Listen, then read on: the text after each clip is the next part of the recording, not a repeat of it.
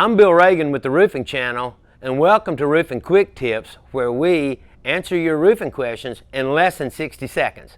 Today, we're going to be going over what is the best time of year to replace your roof. So let's get into it. At Bill Ragan Roofing Company, we're located in Nashville, Tennessee. We have 4 seasons. We have extreme cold in the winter and we have extreme hot in the summer. The optimum time in our part of the country would be to have your roof installed in spring or fall. Now, we still work 52 weeks out of the year. We just have to be careful and make sure that in the wintertime, the days are going to be at least 40 degrees, which used to be a manufacturer's requirement that has been lifted.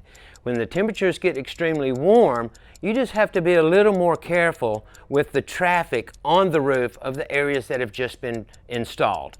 As a general rule, the optimum temperatures to have your roof replaced is somewhere between 40 and 80 degrees Fahrenheit.